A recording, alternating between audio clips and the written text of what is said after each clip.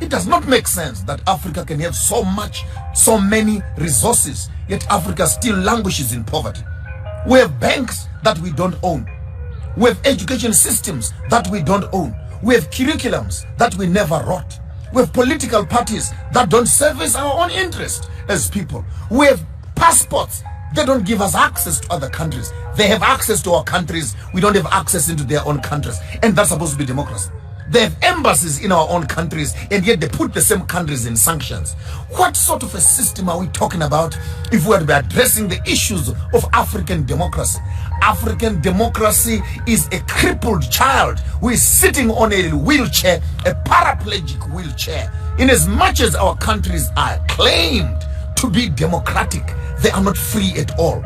Our economies are ruled by the West. Our education is ruled by the West. Our medicine is given by the West. Our diseases are managed by the West. Our populations are managed by the West. Our technologies are imposed on us by the West. So which part of us can you say is democracy? The same countries, they sponsor a government, they sponsor a surrogate government, the government gets into power. After they're in power, then you put the same government in sanctions again. What do they want from us? These colonizers, what do they want from us? You wanted our gold, we took it. You wanted diamonds, you took it. You want our children and our body parts? You're harvesting. Africa is a harvesting ground of livers and kidneys and hearts. What do you want from us as a people? You took our art. You took our kings. Destroyed our civilization. Up to now, 400 years later, the colonizer is still watching to see how much more he can get away and harvest and pull and rape and take away from the African people. And all this comes under a big umbrella. Africa is going to become a democratic state. But in the midst of democracy, what democracy has been able to do more than anything else, it is to solidify the borders of segregation between nations. The border between Zimbabwe and South Africa, put more fences, put more dogs. The border between Zimbabwe and Mozambique, put more fences, put more dogs. The border between Zimbabwe and Zambia, put more fences, put more dogs. Botswana and Zambia, put more fence, put more dogs. And all these African countries walk around each other in funny little ties, flying around the countries, sitting around United Nations, Africa Union, and we are discussing issues of democracy. The first idea when Africa wants to discuss democracy is how do we restore the African dignity by destroying the borders that separate the African children. My grandmother is Shangaan, Mozambique, on my father's side. My grandmother is Venda, on my mother's side. My father is Karanga, and my grandfather on my mother's side is Ndebele. So how can you put a border in a passport for me, that for me to go and see my grandmother's houses in Mozambique, I need a passport. To go and see my grandmother in South Africa, I need a passport. I must go to Pretoria first, go to Harare. I can cross the river, the Limpopo River. And this is the form of the democratic Africa that our leaders are constipated with. I'll spill the beans as loud as clear. African democracy identifies a few educated, parodic Africans who become political parties. And they talk in cahoots with the funders, the colonizers. They walk into power not to help the African people, but to look after themselves and maintain the system for the colonizer. So you walk up to me and tell me right now, South Africa is free. We still don't have the Reserve Bank in our hands 25 years later. All the insurance policy companies are white. Black people, we only run funeral parlors and taxis. That's all black people own. Funeral parlors and taxis. Insurance companies are in the hands of the colonizer. The banks are in the hands of the colonizer. Manufacturing industries are in the hands of the colonizers. The pharmaceuticals are in the hands of the colonizers. Medicine, clothing in the hands of the colonizers. Technology in the hands of the colonizers. Small little black boys who graduate from universities and black girls, all they do is to work for people who are putting on shorts. Uneducated, some of them, by the way. They have inherited wealth from their own fathers, and they run these countries. And that is supposed to be democracy. In fact, democracy says don't disturb the status quo. Don't tamper with the financial market of the country, because if you tamper with the finances of the country, your country is going to become unbankable. Your country is going to go down. The economy is going to go down. Hell no. Whose economy? Show me one black person who has money. Show me one black person who owns an industry. Show me one black person who owns a pharmaceutical company, who owns a manufacturing industry. You'll be shocked to discover we are still slaves and servants working for the colonial system. Take note, I'm not insulting any political party, but I want to insult their insensitivity that they walk around and campaign. I am saying this from Nigeria to Uganda to Kenya to Ghana to Zimbabwe to South Africa to Botswana, anywhere in Africa. Tell me one political leader who has made an intentional business of improving and establishing factories for his own people. Sit around approving business budgets for what?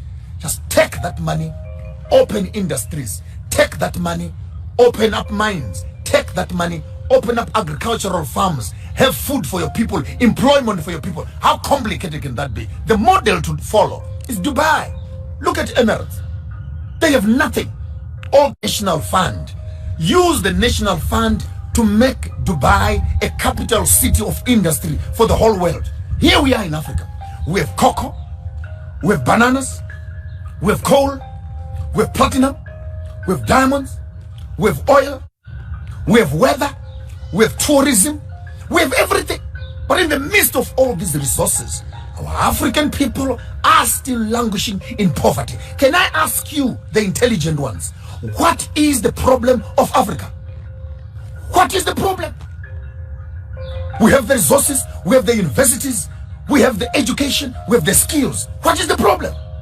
The problem is we are trained to maintain a system that does not benefit us. We go to school to learn to maintain that system. We train our children to look after the system. Our political system has no will at all to empower the local people. It has no will. There's no political party that wants to remove bread from the mouth of the white man. That's a fact. Because all these political leaders are eating with the colonizer. So how can you destabilize a system that is giving you food? So it's the typical state where Uncle Tom kind of boys who now are being told, you are not like them. You are a better black than them. Please, you can eat here. You can sign here. You can own this also and that. And before you notice it, 5 years, 10 years later, our political leaders have just become rubber stamps in government for pushing a European colonized agenda. I'm still looking for a country that will take its own resources and improve its own infrastructure. I challenge all the African political heads across Africa. Go to Dubai, not to shop.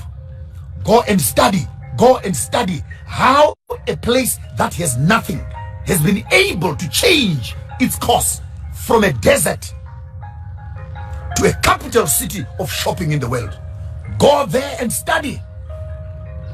And many of you who are here always insulting me about Christianity, some of the most prosperous countries in the world are non-Christian at all. Look at China. Look at India. They are succeeding. Do they even believe in Jesus? So stop making economic issues religious issues. We need to start looking at politics and these political issues head on and look for real solutions. And many of us who are in the business of praying, for how long shall the African continue to pray? 500 years later, still praying, calling on the name of Jesus. What answers does he give us for land? What answers does he give us for poverty? What answers does he give us for sicknesses and disease? What answers does he give us for land? So stop being too obsessed with cliches of religion that lock you and paralyze African function.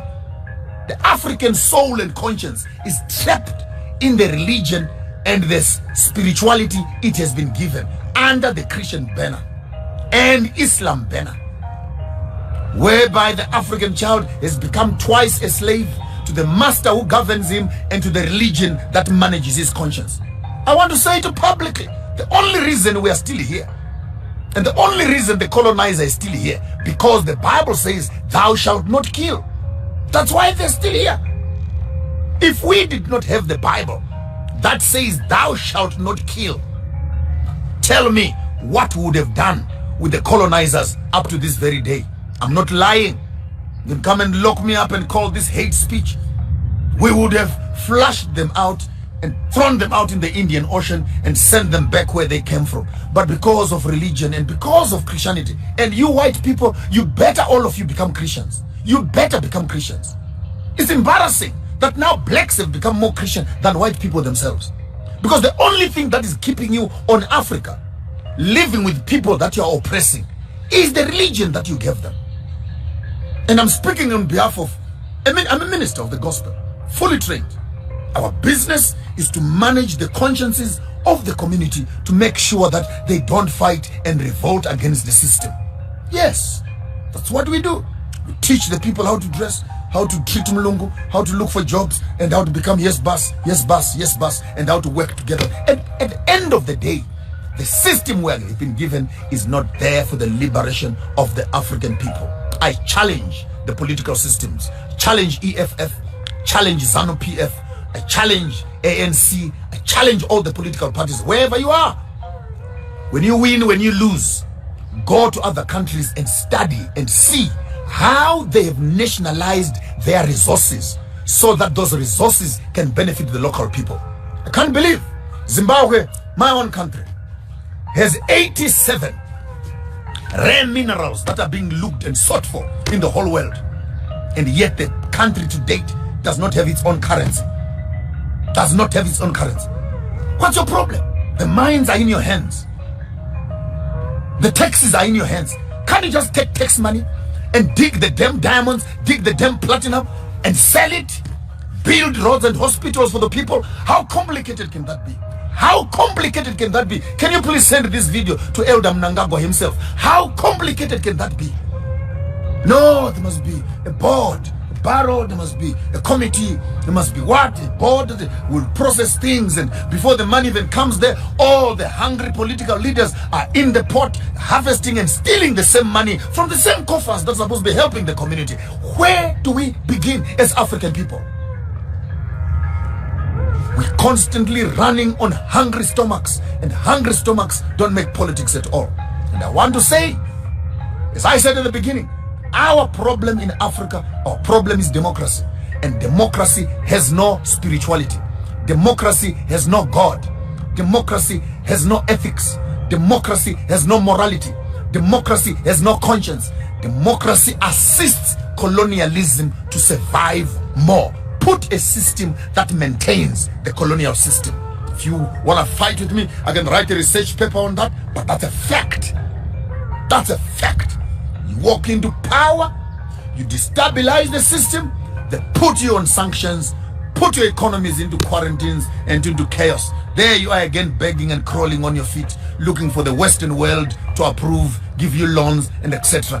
How long will you, as my African people, how long will it take you to wake up from your sleep and slumber of eating the lollipops of Western civilization? And one of the most biggest poisons that we have eaten in Africa is the poison of democracy, which teaches us not to respect anything. I'm here to advocate for Ubuntu nation. Every man must look after his own family. Put R1, $1 per day for every member of the family who is living with you. Start a savings plan. 52 million people in South Africa, 17 million people in Zimbabwe, 2.5 million people in Botswana, 2.3 people in Swaziland.